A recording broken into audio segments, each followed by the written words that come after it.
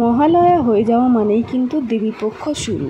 তো বাঙালির সবথেকে বড় দুর্গাপুজোর অনেক অনেক শুভেচ্ছা ও ভালোবাসা জানিয়ে সবাইকে আজকের এই ভিডিওটা স্টার্ট করছি।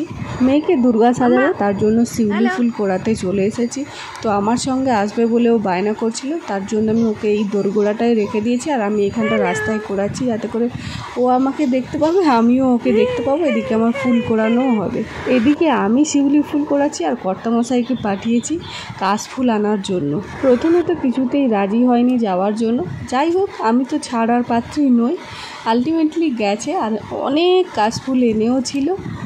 প্রতিবারে 12টা নাগাদ শুরু হয়। যেদিন ওকে দুর্গা সাজাই সেদিন সকাল 7টা থেকে শুরু করেছিলাম। শিউলি ফুলগুলো কুড়িয়ে ফ্রিজে যত্ন করে রেখে দিয়েছিলাম, কারণ লাগবে প্রায় বিকেলের দিকে। ঘরের ব্যাকগ্রাউন্ড যেহেতু ঠিকঠাক নয়, তাই জন্য ব্যাকগ্রাউন্ড আমাকে আলাদা করে তৈরি করতে হয়। সেটা করতে গিয়ে অনেকটা সময় চলে যায়, তার জন্যই সকাল থেকে তড়িঝড়ি করা। এখন প্রায় 10টা বাজে। ওকে খাইয়ে দাইয়ে স্নান করিয়ে ঘুম পাড়িয়ে দিয়েছি। এখন কথা বলা একদমই নিষেধ, কারণ টুকুস করে একটু কিছু আওয়াজ হয়ে গেলেই ও উঠে পড়বে। ততক্ষণ আমি এই সুযোগে ব্যাকগ্রাউন্ডের অনেকটা কাজ এগিয়ে নেব। এদিকে দেখো কাশফুল অনেক ব্যাগ ভর্তি করেই প্রায় এনে দিয়েছে। এরকম দেখে মনে হচ্ছে যেন একটুখানি, যখন আমি ঢেলে ফেলি তখন দেখি যে অনেকটা। তারপরে এদিকে যে কাশফুলগুলো রয়েছে, এদিকে গীতামা পেলে কাকা গিয়েও এনে দিয়েছে। আর এইগুলো হচ্ছে দাদা ভাইয়ের বিশ্বকর্মা পুজোর কলা গাছ, ডাব, ঘট, এগুলো পুজোর যেহেতু সুতো কাটা হয়ে গেছে তাই জন্য নিয়ে চলে এসেছিলাম। এদিকে ঘরে দেখো দুদিকে পর্দা টাঙানো হয়ে গেছে। এদিকে সবুজ পর্দাটা এই দিকটা টাঙিয়ে দেব। তারপরে এই যে ডাব নিয়ে চলে এলাম। আর যে ঘাস কার্পেটগুলো থাকে সেগুলো পেতে দিয়েছি। এখন কলা গাছগুলো অনেক বড় বড় ছিল, তার জন্য একটুখানি কেটে দিয়েছি, যাতে করে শ্রী তো খুব বড় নয়, আর ওকে দাঁড় করিয়েও ছবি তোলা যাবে না, বসিয়েই তুলতে হবে। তার জন্য একদম ছোট্ট একটা পুতুল হয়ে যাবে। তো তার জন্য কলা গাছগুলোকে কেটে দিয়েছি। এখন ঘরগুলো ফটাফট বসিয়ে ব্যাকগ্রাউন্ডটা যতটা রেডি করা যায় এগিয়ে নিচ্ছি তাড়াতাড়ি করে কাজ। আগমনের ফটোশ্যুটের সাথে সাথে কিন্তু স্ত্রীর 9 মাস সম্পূর্ণ হচ্ছে, সেই ফটোশ্যুটও হবে। তো দুটো আমি একসাথে করেছি, কারণ একটা একটা করে করতে গেলে পরস্পর তাড়াতাড়ি করে সব দিন এগিয়ে আসছে, আমি হাঁপিয়ে যাই। এই যে এত পর্যন্ত রেডি হয়েছে, ম্যাডামের ঘুম ভেঙে গেছে।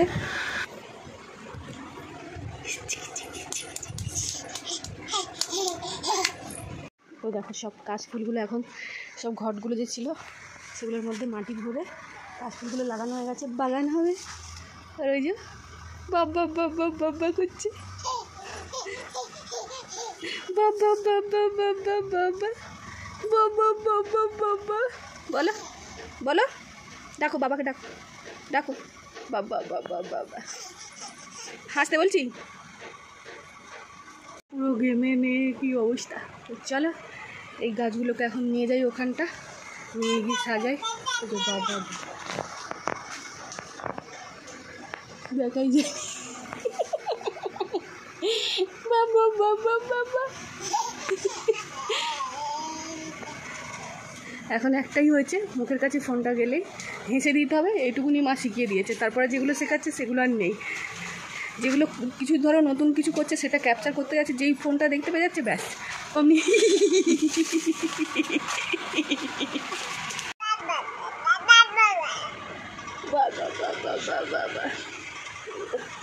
দাঁড়িয়ে পড়েছে, দাঁড়িয়ে পড়েছে।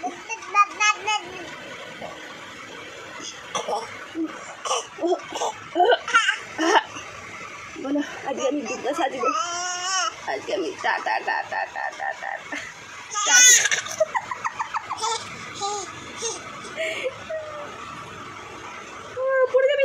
আগমনের ফটোশ্যুট কিভাবে করব সেটা তো ভেবে রেখেছিলাম, কিন্তু 9 মাস যে সম্পূর্ণ হচ্ছে, 9টা কীভাবে লিখবো মাথায় ভেবেই পাচ্ছিলাম না। তারপর আলটিমেটলি ভাবলাম আম পাতাগুলোকে এরকম রোল করে সেলাই করে দিয়ে ওটা দিয়েই 9 লিখে দেবো। তো দেখো কুলোটাও দিয়ে দিয়েছি, কুলোটা বেশ ভালো কাজে লাগছে স্বস্তিক চিহ্নটা এঁকে দেওয়ার জন্য। আর এখন কাশফুলগুলো আমি সেফটি পিন দিয়ে আটকে দিয়েছি, আরও 3টে কলা পাতা কেটে এনেও সেফটি পিন দিয়ে আটকে দিয়েছি। হয়ে গেছে, এই রে এই রে এই রে, খাওয়া দাওয়া হয়ে গেছে দুজনের। এখন আবার একটু ঘুমোলে তারপরে আবার সাজুগুজু হবে। আর শ্রী 9th মান্থ কমপ্লিট করলো, তার জন্য 9 লেখা হয়ে গেছে। কি মজা কি মজা কি মজা। তো ব্যাকগ্রাউন্ডের কাজ মোটামুটি রেডি। এখন চলে এসেছি শ্রীকে ঘুম পাড়িয়ে ওকে রেডি করার জন্য। বেশি কিছু করব না, জাস্ট চোখটা আঁকবো আর যে ত্রিনয়ন হয় সেটা আঁকবো, কারণ অনেক কিছু তো আমি ওকে সাজিয়ে দিই। আর ব্যাকগ্রাউন্ড রেডি করতে করতে বা ওকে রেডি করতে করতে ও অনেকটাই মুছে দেয়। পায়ে হাতে ফেব্রিকগুলো তো নিজেই লাল লালগুলো খুঁটে খুঁটে তুলে দেয়। আর এই যে থুতনিতে করে দিয়েছিলাম এটাও আলটিমেটলি মুছেই দিয়েছিল। দেখো দেখো দেখো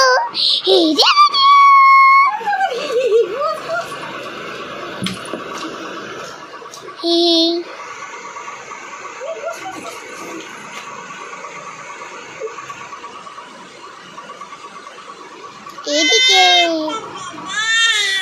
হ্যাঁ দুর্গা বাবা পাপা বলে, দুর্গা বাবা পাপা বলে।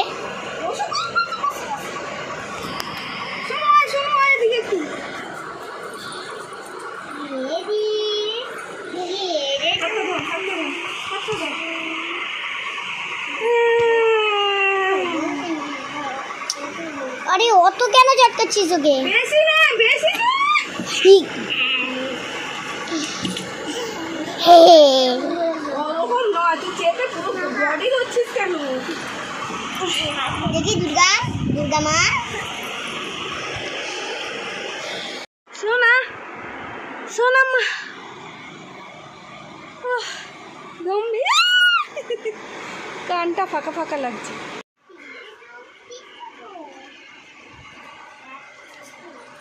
এখানে মা দুর্গা বসে আছে, ওখানে সাজানো হয়ে গেছে মা দুর্গা বসে আছে। দেখি দেখো শুনি সোনা মা হ্যালো।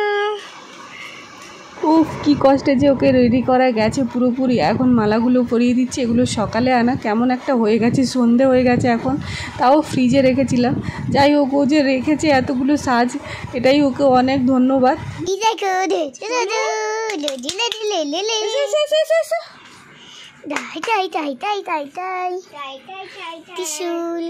আরে শিউলি ফুলগুলো ঢেলে দেওয়ার পর থেকে ও খালি হাতে করে চুলছে আর ছুঁড়ে ছুঁড়ে ফেলে দিচ্ছে।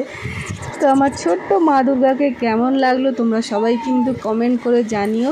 আর যদি ভালো লাগে একটু ছোট্ট লাইক করে দিও। প্রতি মাসেই কিন্তু যেদিন ফটো তুলি সেদিন কিন্তু বৃষ্টি হবেই হবে, কিন্তু এইবার 18 তারিখে কিন্তু বৃষ্টি হয়নি, প্রচণ্ড গরম ছিল।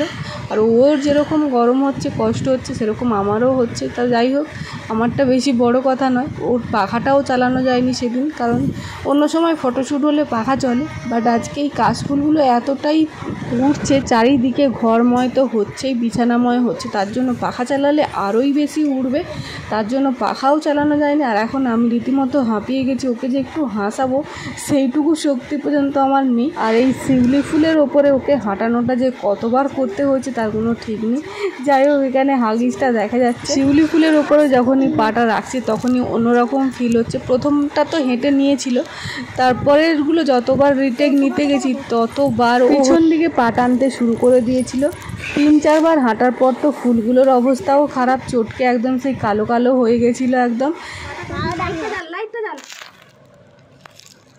প্রথম দুবার তো পা নিয়ে চলে এসেছে, কিন্তু তারপরে আর ওর ওরও আর এনার্জি নেই, কারণ শাড়ি গয়নাগাটি সব কিছু পরে ওরও ভীষণ কষ্ট হচ্ছিল, পা আর এগোচ্ছে না কিছুতেই। ও লাস্টে সেই জাম্পিং করার মতন কেস হলো, তাতে তো ফুলগুলো একদমই চটকে গেল। আবার এই ফুলগুলো তুলেই কিন্তু ওর মাথায় ঢালা হয়েছিল। আসো আসো আসো আসো আসো আসো আসো। এখন একটুখানি ব্রেক হয়েছে, আমিও হাঁপিয়ে গেছি, ও হাঁপিয়ে গেছে, একটুখানি ব্রেক হয়েছে, একটুখানি ব্রেক, ও হাঁপিয়ে গেছে, অনেক গয়নাগাটি পরিয়ে দিয়েছি। ওরে বাবা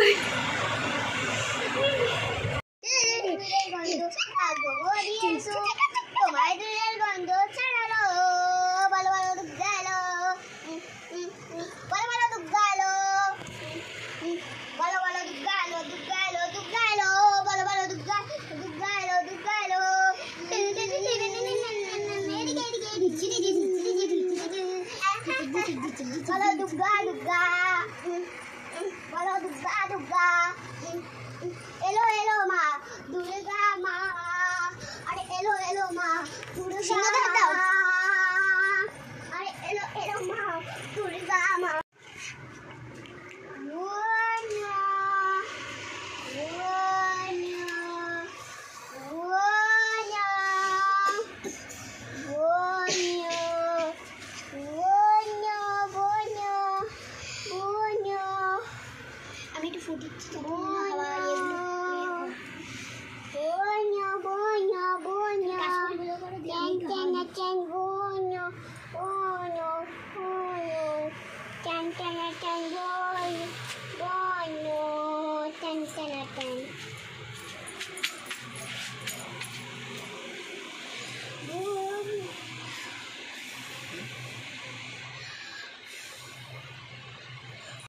আর এইখানে কাশফুলগুলোকে ওড়ানোর জন্য দুই পুচকি আর আমি তিনজনে মিলে কিন্তু মুখ দিয়ে হাওয়া দিচ্ছিলাম যে একটুখানি কাশফুল দুলবে, মা দুর্গা বসে আছে। কাশফুলে ফু দিলে কি হবে, মা দুর্গার কাছে তো আর হাওয়া যাচ্ছে না, তার জন্য মা দুর্গার খুব কষ্ট হচ্ছিল।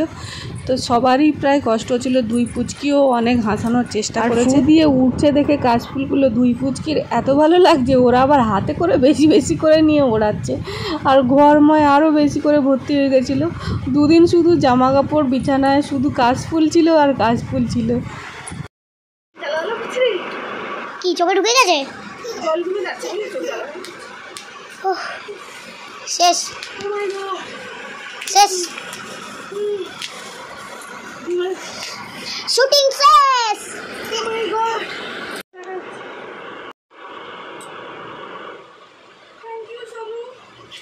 সোনু অনেক হেল্প করেছে, সোনাও অনেক হেল্প করেছে আমাকে। তোটা আমি দেখিয়ে দিচ্ছি। হ্যালো সোনা, হ্যালো। সোনা বনুকে ধরেছে, বনু রেডি হয়েছে। সোনুর কাছে থাকতে চায় না, চেপে ধরে। দিদিভাই একদম কুললি ধরে, ওই জন্য দিদিভাইয়ের কাছে বসেছিল। সাজানো হয়েছে, একটু সাজানো হয়ে গেছে। আটুকু নয়, আর দিস নি বাবা, ওর কষ্ট হচ্ছে। আর সোনু বেবি হাসানোর মাস্টার, ও হাসিয়ে দেয়, হাসিয়ে দেয়, হাসিয়ে দেয়, হাসিয়ে দেয়। কষ্ট হচ্ছে, কষ্ট হচ্ছে।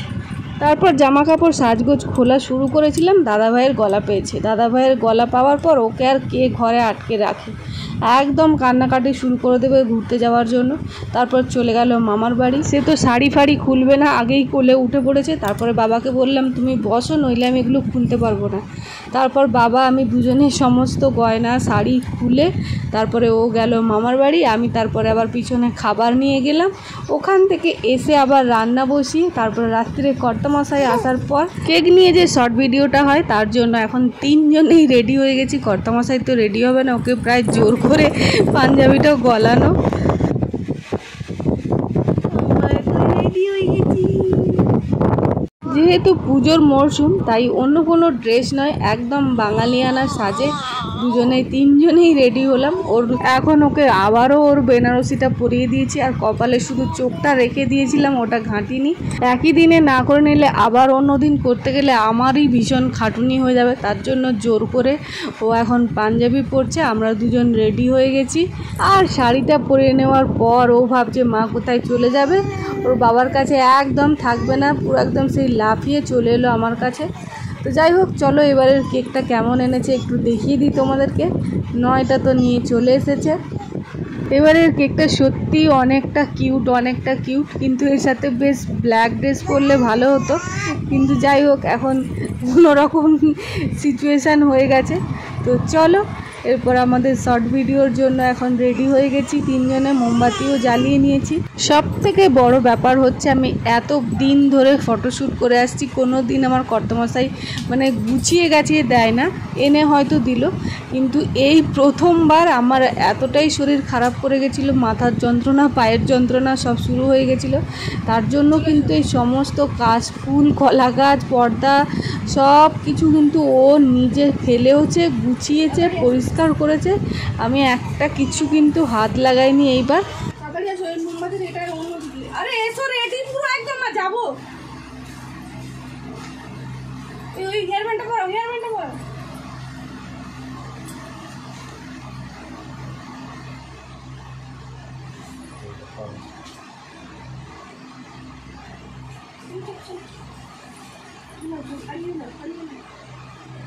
ঠিক করো, সামনে দিকে না, তাড়াতাড়ি মোমবাতি বলছি কেটে পড়বে।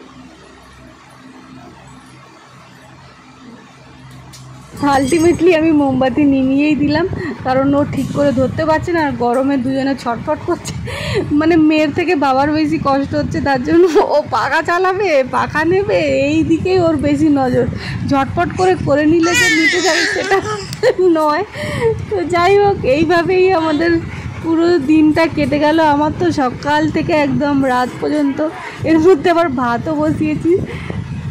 আর এই ছোটো পাখাটা তো কিছুতেই ছাড়বে না, হাতের মধ্যে লুকিয়ে লুকিয়ে ছবি তুলবে। মেয়েকে ঠিক করতে করতে এদিকে আবার দেখি ভাতের সিটি পড়তে শুরু করে দিয়েছে, আবার ওদিকে চলে গেলাম গ্যাসটা বন্ধ করে দিতে।